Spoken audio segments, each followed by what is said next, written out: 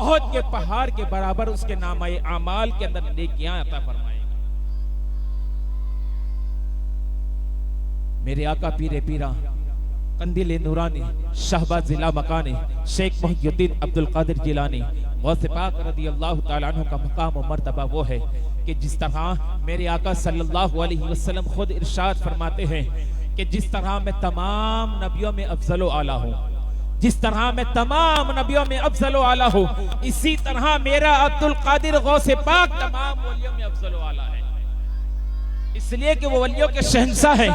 وہ ولیوں کے سردار ہیں،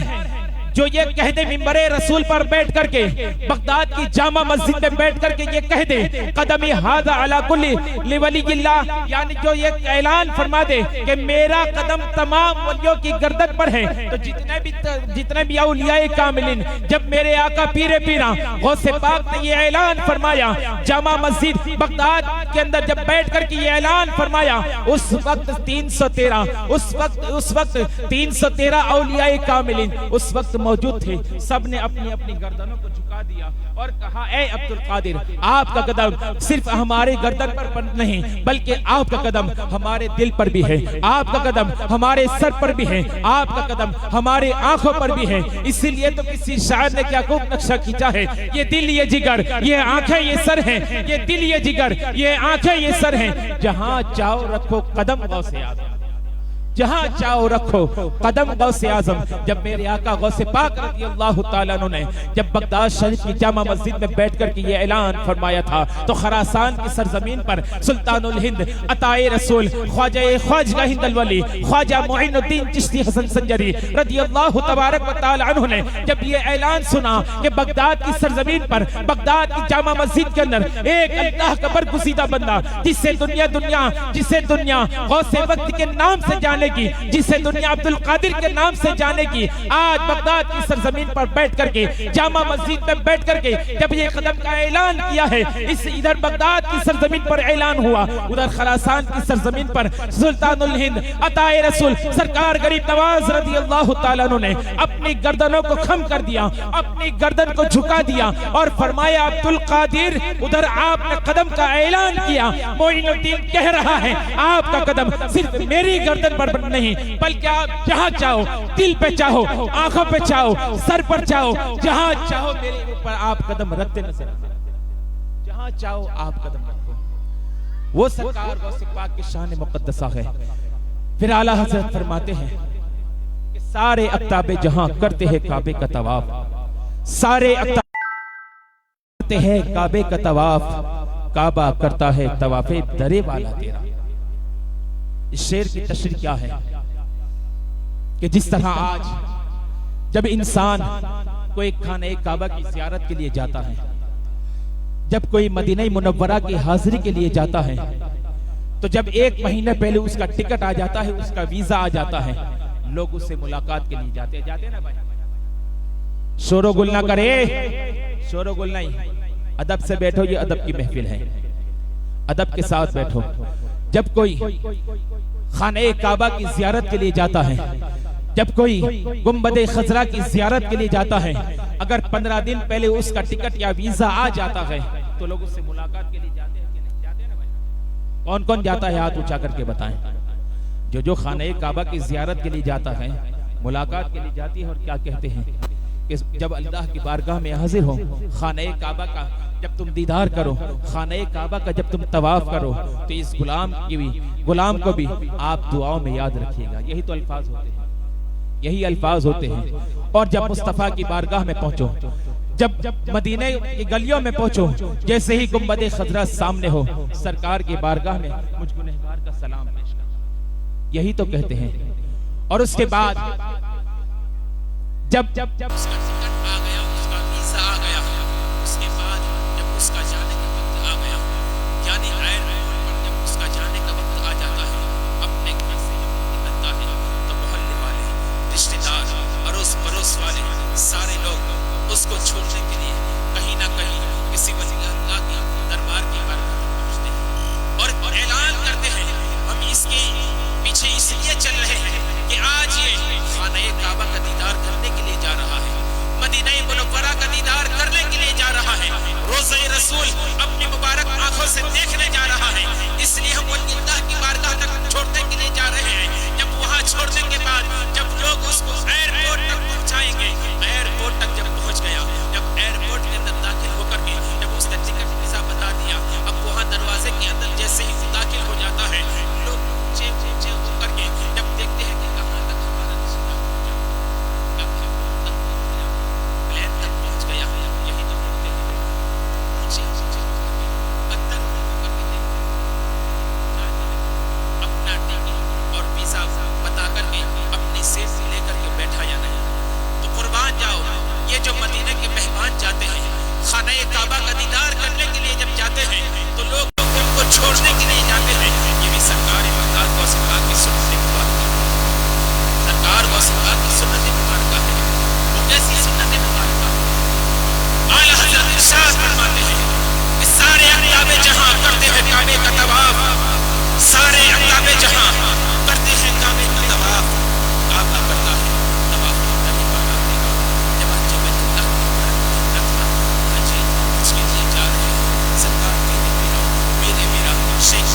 अब्दुल कादिर जिलानी वसफ़ा रज़ियल्लाहु तआला जब हाजियों को छोड़ने के लिए आप जा रहे हैं, आप हाजियों को छोड़ने के लिए जा रहे हैं, जहाँ तक मस्कन था, जहाँ तक सवारी थी, वहाँ तक सरकार वसफ़ा हाजियों को छोड़ने के लिए जा रहे हैं और जा रहे हैं। अब वहाँ से हाजी लोग रवाना हुए, हज के सफर के लिए रवाना हुए। सरकार वसफ़ा रज़ियल्लाहु तआला मूर मूर करके देख रहे हैं, आंखें मुशिक्कत करके देख रहे हैं, अपनी बेड़ी को अधर करके देख रहे हैं। जब वहाँ तक भी काफिला दिख रहा है, अब फिर काफिला उछल हो जाता है, फिर गायब हुआ, तो अपनी उंगलियों के बल सरकार वसफ़ा खड़े होकर के उस काफिले वालों को देख रहे हैं, काफिले वालों को देख रहे हैं। अब काफिला वाला अपनी निगाहों के सामने से उछल हो गया, यानी जहाँ वसफ़ा की निगाहों के सामने से वो काफिला नजर न आया। सरकार वसफ़ा रज़ियल्लाहु तआला अपनी मकान की छत पर चढ़ जाते हैं, मकान की छत पर चढ़ करके काफिले वालों को देख रहे हैं, काफिले वालों को देख रहे हैं कि कहाँ तक काफिला पहुंचा, कहाँ तक काफिला पहुंचा। जब ये अदा अल्लाह को इतनी पसंद आई, इतनी पसंद आई कि रब तबारक व तआला ने हज़रत सय्यदना जिब्राइल अमीन से इरशाद फरमाया, ऐ जिब्राइल अमीन जाओ ज़मीन पर, मेरा अब्दुल कादिर हाजियों को छोड़ने के लिए अपनी छत पर चला है और घूर घूर करके देख रहा है, ऊंचा ओ करके देख रहा है। ऐ अब्दुल कादिर जाओ तुम खाने काबा को लेकर के अब्दुल कादिर के इर्द गिर्द घुमाओ और खाने काबा को हुक्म दे दो, ऐ खाने काबा आज रब का हुक्म है कि अब्दुल कादिर का तवाफ आज खाने काबा। जब सरकार अपने मकान की छत पर थे, आपकी वालिदा मुहतरमा अब्दुल कादिर को तलाश कर रही है, वसफ़ा को तलाश कर रही है कि मेरा बेटा अब्दुल कादिर कहाँ गया। आवाज देती है, आवाज देने के बाद जब आपकी वालिदा मुहतरमा जब दरवाजे के बाहर आके देखती है, उधर देखती है, हमने भी देखा अब्दुल कादिर कहीं नजर नहीं आ रहा। फिर दिल में ख्याल आया कि लाओ मैं अब्दुल कादिर को अपनी छत पर जाकर कहीं को छत पर जैसे ही आपकी वालिदा मुहतरमा छत पर चढ़ती है तो क्या देखती है कि गौसे पाक यानी मेरा बेटा अब्दुल कादिर बीच में खड़ा है और खाने काबा गौसे पाक का तवाफ करता हुआ नजर आता है।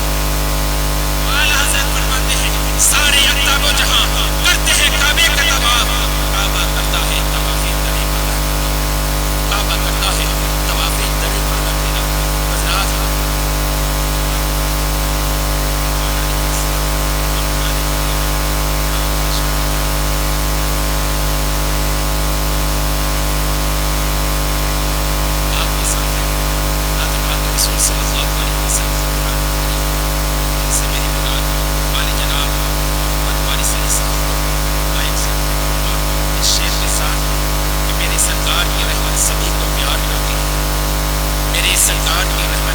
सभी को प्यार करती है,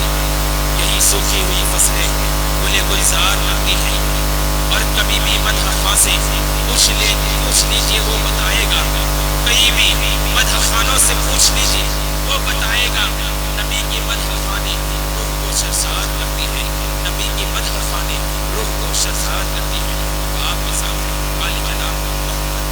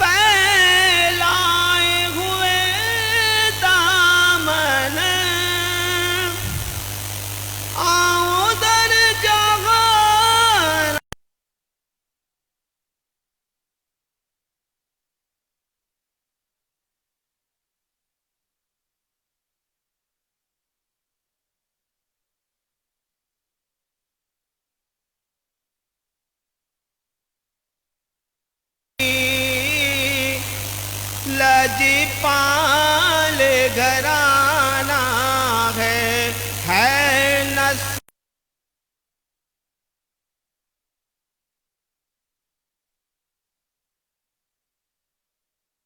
گھرانہ ہے، لجپال گھرانہ ہے، لجپال گھرانہ ہے، لجپال گھرانہ ہے نسل کریموں کی، لجپال گھرانہ ہے۔ ایک میں ہی نہیں ان پر قربان زمانہ ہے، اور یہ کہہ کے در حق سے لی موت نے کچھ محلات، یہ کہہ کے در حق سے لی موت نے کچھ محلات، میلاد کی آمد ہے، محفل کو سبحان اللہ سجانا سبحان ہے، اللہ۔ میلاد کی آمد ہے، محفل کو سجانا ہے۔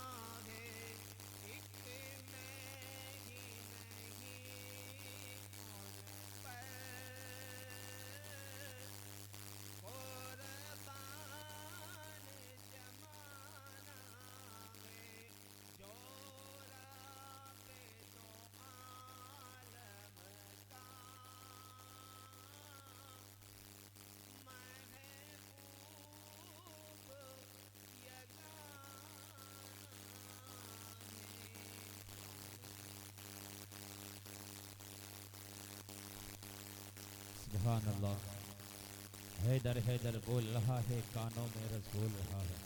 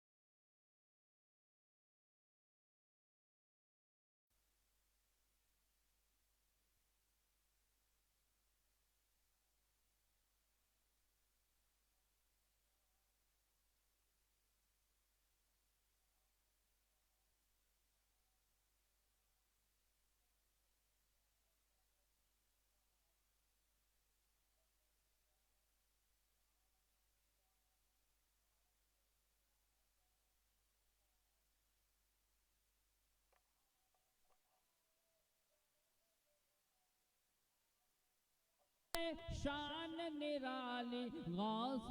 اعظم جیلانی، بھر دو میری جھولی خالی، بھر دو میری جھولی خالی، غوث اعظم جیلانی، بھر دو میری جھولی خالی، غوث اعظم جیلانی، آپ نرالے شان نرالی غوث اعظم جیلانی، ماں نے تم کو اپنے سکم میں آدھا حافظ کر ڈالا، ماں نے تم کو اپنے سکن میں، ماں نے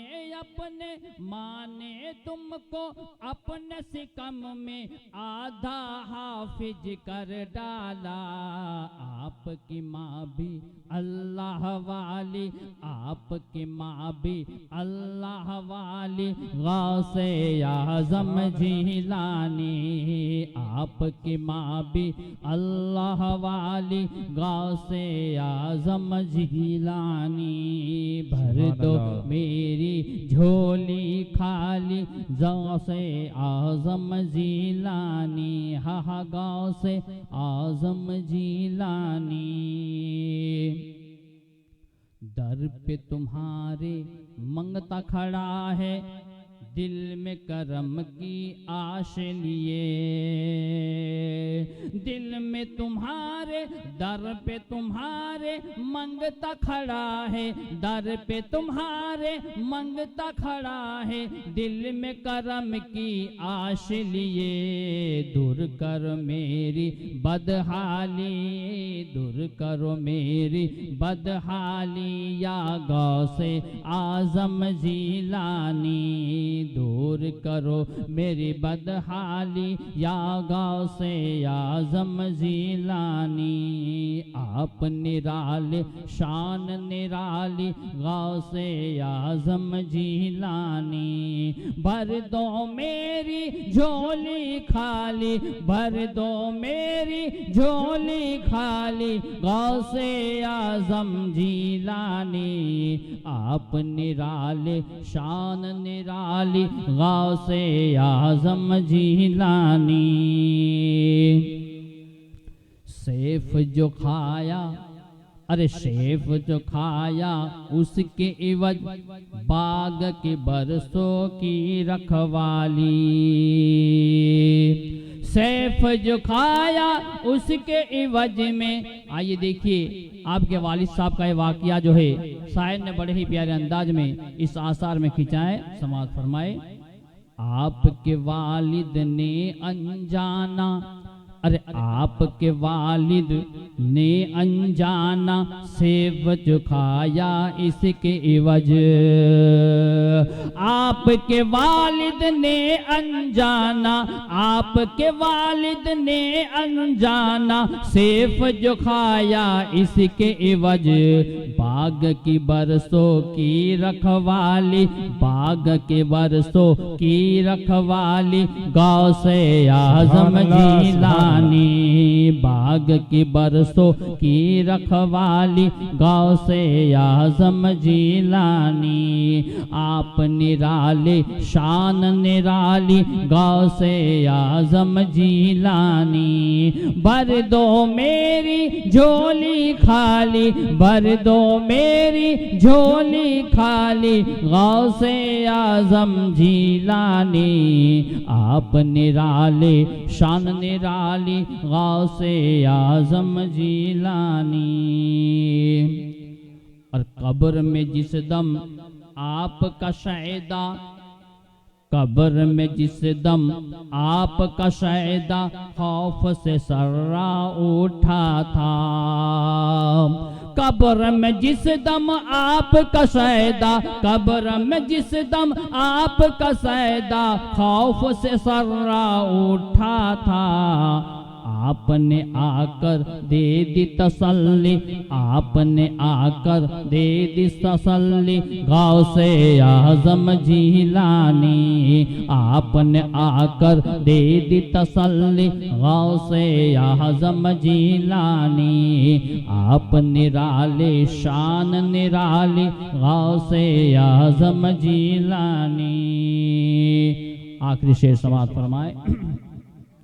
سب کچھ مل جائے طاہر جو، سب کچھ مل جائے طاہر جو، تو مل جائے طاہر کو، سب کچھ مل جائے طاہر جو، سب کچھ مل جائے طاہر جو، تو مل جائے طاہر کو، تجھ سے ہے طاہر سوالی، تجھ سے ہے طاہر سوالی، غوث اعظم جیلانی، آپ نرالے شان نرالی، غوث اعظم جیلانی، غوث اعظم جیلانی، بھر دو میری جھولی خالی، بھر دو میری جھولی خالی، غوث اعظم جیلانی۔ سلام۔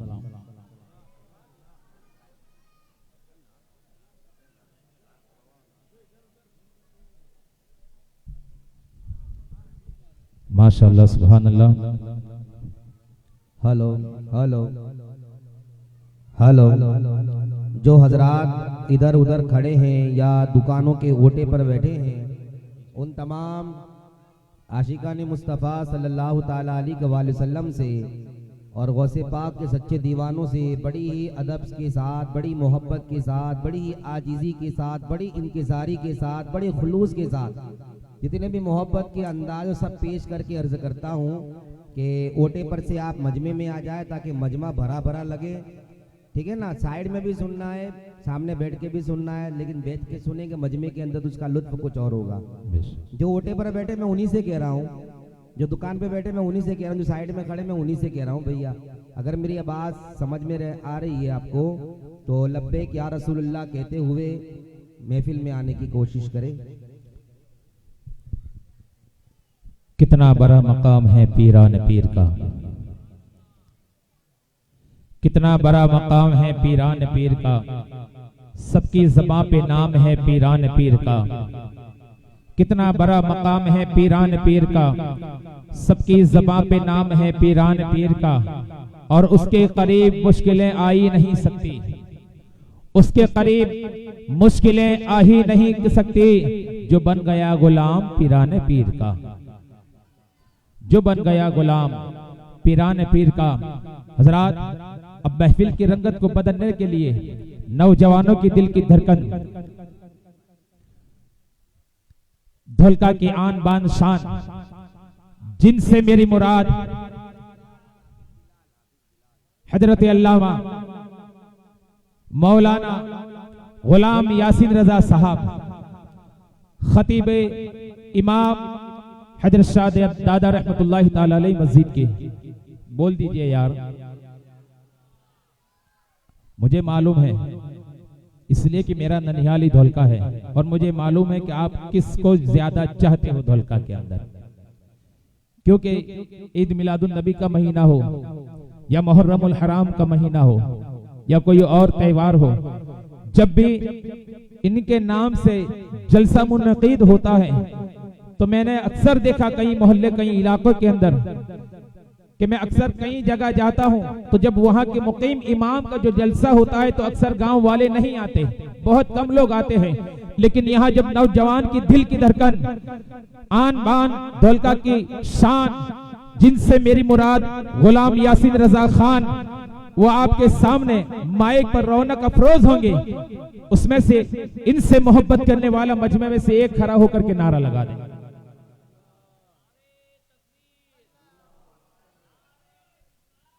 یا رسول اللہ صلی اللہ علیہ وسلم۔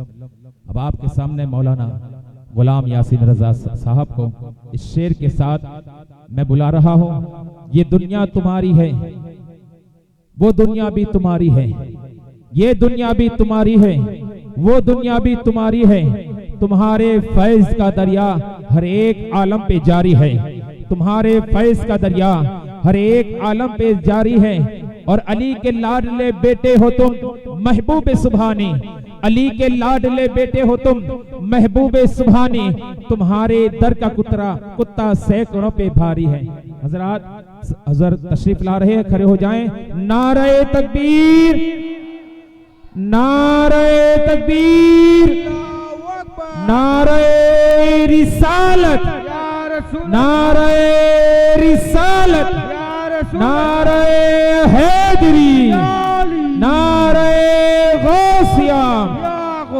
فیضان سرکار شاہ میرا،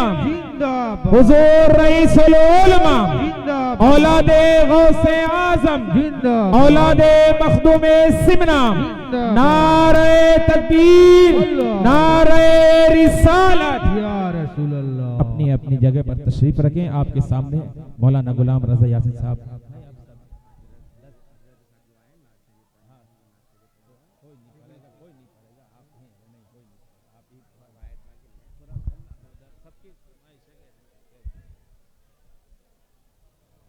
ہلو، میں نے پہلے ہی کہا تھا کہ آپ لوگ سائیڈ سے اٹھ کے مجمع میں آ جائیں، لیکن ابھی بھی کچھ لوگ کیا ہے وہ کہتے ہیں نا کہ ہٹ دھرمی، نہیں اٹھیں گے تو نہیں اٹھیں گے، نہیں بیٹھیں گے تو نہیں بیٹھیں گے، ٹھیک ہے نا۔ اب دیکھیے حضرت کا حسین چہرہ بالکل نگاہوں کے سامنے ہے، دیکھ لیجئے، اور اس چہرے کو دیکھ کر آپ کو کیا یاد آیا سچ بتائیے؟ مجھے تو وہی یاد آیا جو میرے رضا نے کہہ دیا۔ کس کو یاد آیا؟ یا رسول اللہ تیری نسل پاک میں ہے بچہ بچہ نور کا۔ جس کا ایمان ہے وہ کہہ دے سبحان اللہ، ہاتھوں کو اٹھا کہہ دے یا رسول اللہ، یا رسول اللہ تیری نسل پاک میں ہے بچہ بچہ نور کا، تیری نسل پاک میں ہے بچہ بچہ نور کا، تو ہے عین نور تیرا سب گھرانہ نور کا، تو ہے عین نور تیرا سب گھرانہ نور کا۔ دیکھ لیجئے آل رسول بھی ہے، اولاد غوث اعظم بھی ہے۔ ابھی سبحان اللہ کی آواز نہیں آئی، ادھر سے نہیں آئی، سستی اڑائیے، سستی اڑائیے آپ، ٹھیک ہے نا، سستی اڑائیے، اور سستی چڑھنی بھی نہیں چاہیے، کیونکہ آپ ابھی بیٹھے ہیں، بہت پہلے سے بیٹھے بھی نہیں آپ، ٹھیک ہے نا۔ حضرت کے انتظار میں تھے مولانا حسین صاحب، ان کا تو ماشاءاللہ نام ہی حسین ہے، کبسی کا مجمع لگائے بیٹھے تھے، ماشاءاللہ اپنا جو حق تھا وہ ادا کر رہے تھے، اور آپ لوگ سن رہے تھے، مستفیض ہو رہے تھے۔ اب ہم سب کو جس کا انتظار تھا وہ عظیم شخصیت، وہ عظیم ہستی ہماری نگاہوں کے سامنے ہے۔ بس یہ عرض کرنا چاہتا ہوں کہ آل رسول بھی ہے، اولاد غوث اعظم بھی ہے۔ خالی تصور کر لیں آپ کہ جب اولاد کا چہرہ اتنا حسین ہے تو جد اعلیٰ کا چہرہ کتنا حسین ہوگا۔ ہاں کہ محبتوں کے اصول ہے یہ، بہار طیبہ کے پھول ہیں یہ، کہہ دو سبحان اللہ۔ دیکھیے آپ سبحان اللہ کہیں گے نا تو اس میں آپ کا فائدہ ہے کہ میرا فائدہ ہے؟ کس کا فائدہ؟ کتنا فائدہ؟ اگر آپ ایک بار سبحان اللہ کہیں تو اللہ پاک آپ کو 10 نیکیاں عطا فرمائے گا، پھر اللہ پاک آپ کے 10 گناہ معاف فرمائے گا، اور اللہ کے نبی کی شفاعت کے صدقے جب جنت میں جائیں گے نا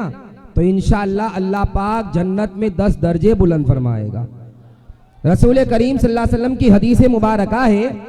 کہ اگر بندہ یہ چاہتا ہے کہ جنت میں نورانی درخت لگوائیں تو آقا فرماتے ہیں کہ وہ 4 کلموں کا ورد کرے۔ پہلا کلمہ سبحان اللہ، دوسرا کلمہ الحمدللہ، تیسرا کلمہ لا الہ الا اللہ، اور چوتھا کلمہ اللہ اکبر۔ اگر کوئی سبحان اللہ، الحمدللہ، لا الہ الا اللہ، اللہ اکبر کہتا ہے، اللہ کے نبی کے فرمان کے مطابق اللہ پاک اس کے نام کا جنت میں درخت لگا دیتا ہے۔ اچھا جنت میں واڑی کون کون بنانا چاہتا ہے؟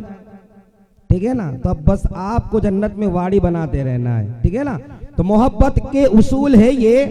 بہار طیبہ کے پھول ہیں یہ، ارے کہاں سے لائے ہم مثال ان کی، خطیب آل رسول ہیں، یہ خطیب آل رسول ہے، اور یہ سرکار بغداد غوث پاک کی محبت کی یہ محفل ہے۔ بھائی کچھ لوگ کہتے ہیں کہ چار مینار یونین کمیٹی نے، دھولکا کے شاہ میرا کے چاہنے والوں نے یہ محفل سجائی، انہوں نے سجائی، اس نے کہا میں نے اس کو بلایا، اس نے کہا میں آیا۔ میں کہتا ہوں کوئی آیا نہیں، کوئی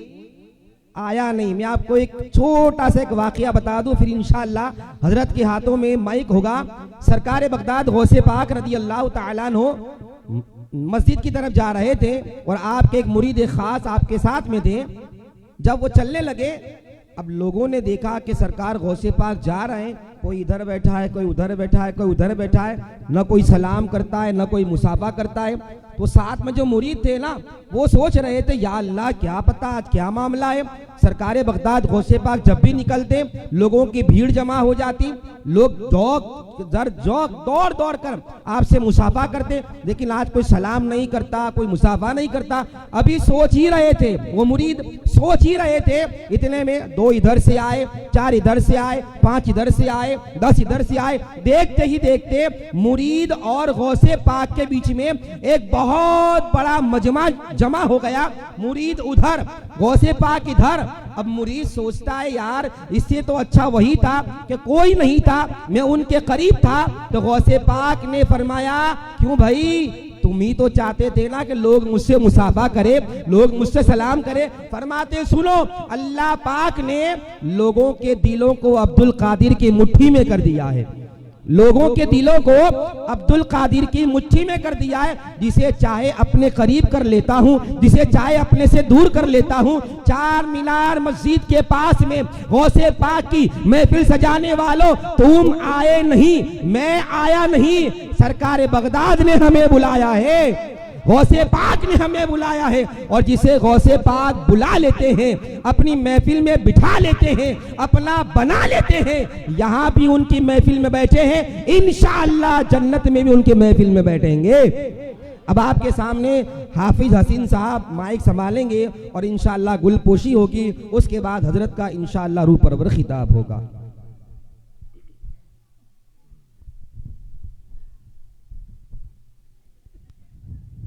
کہہ دیجئے ہاتھ اٹھا کر کے،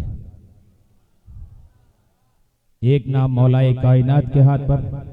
اور ایک ہاتھ غوث اعظم کے نام پر اٹھا لیجئے، اور اپنی زبان کو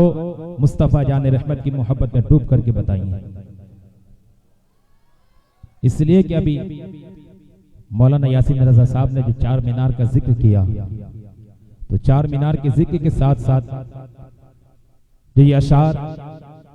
میں نے اپنے دماغ میں لیے، مولانا یاسین صاحب حضرت کی اجازت سے، کہ 4 مینار کو دیکھ کر 4 اشعار یاد آ گئے۔ نہ بھئی ہے نا 4 مینار کی مسجد کہاں ہے؟ دیکھیے نا 4 مینار کی مسجد، ہاں، تو پھر اس اشعار کو دیکھ کر کے آپ اپنے دل میں 4 مینار کی جو مسجد ہے، اس 4 مینار پر جو اشعار بنائے، اس میں 4 یار کا بھی ذکر ہے اور مصطفیٰ جان رحمت کا بھی ذکر ہے۔ 4 مینار کو دیکھ کر 4 اشعار یاد آ گئے، پیارے نبی کے 4 یار یاد آ گئے، ابو بکر و عمر و عثمان و علی، ابو بکر و عمر و عثمان و علی، مجھے 4 یاروں کے کردار یاد آ گئے، مجھے 4 یاروں کے کردار یاد آ گئے۔ اور پہلے نے لٹا دیا سب کچھ اپنا، یعنی صدیق اکبر نے پہلے نے لٹا دیا سب کچھ اپنا، تو دوسرے کو انصاف یاد آ گئے، تیسرے کی یاری کی شرم و حیا کا کیا کہنا، تو چوتھے کی جنتی نوجوانوں کی سردار یاد آ گئے۔ اب اس میں مصطفیٰ جان رحمت کا ذکر آ رہا ہے کہ 4 میناروں کی خوبصورتی کو دیکھ کر، 4 میناروں کی خوبصورتی کو دیکھ کر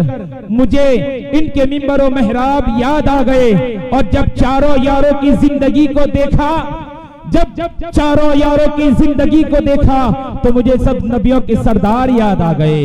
مجھے سب نبیوں کے سردار یاد آ گئے۔ حضرات اب گل پوشی کی رسم ادا کی جائے گی، اس کے بعد آپ کو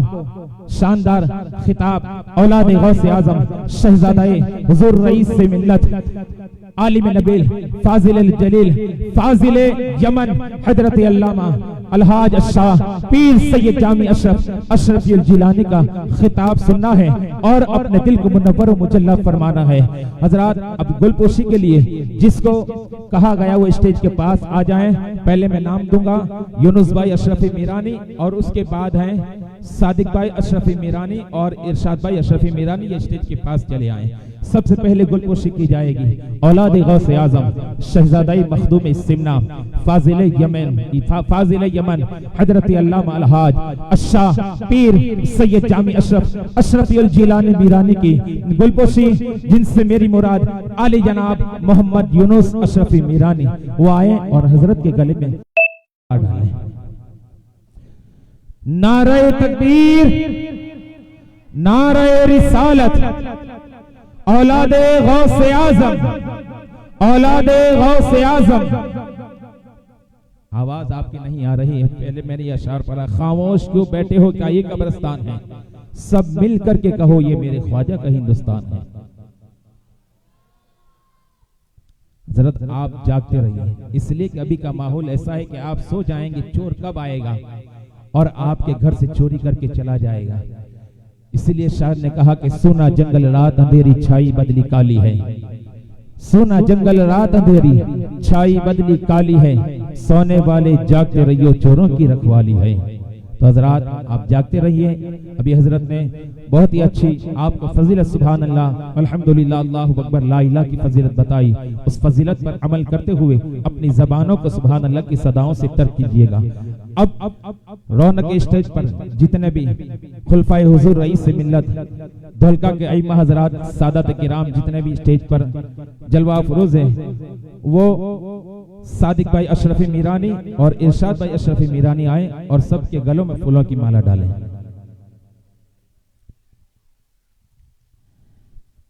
یہ اعجاز،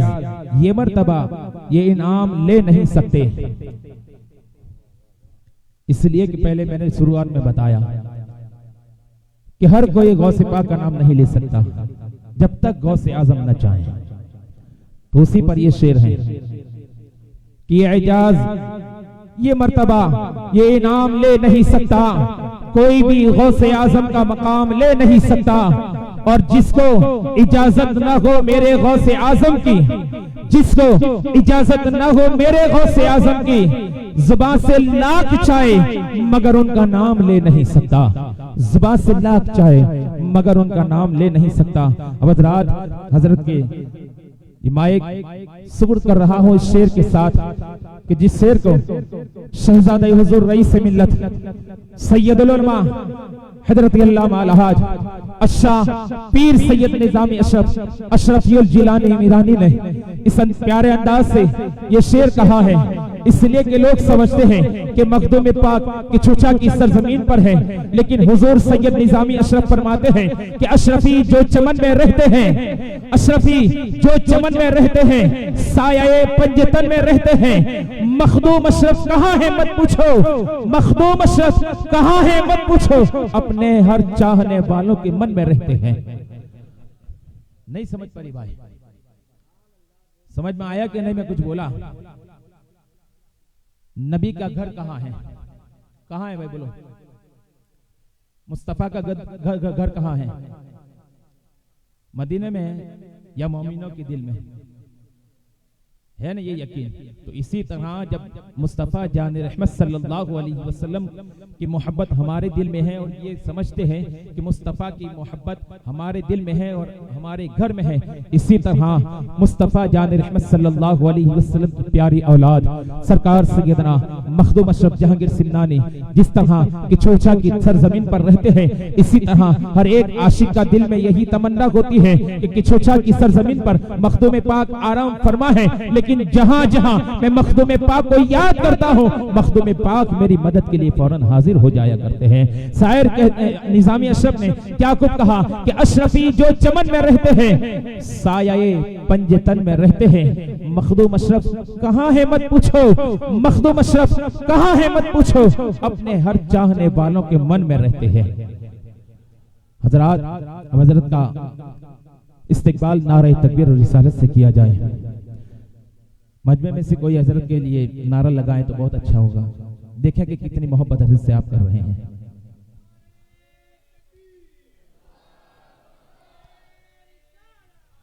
یا رسول اللہ.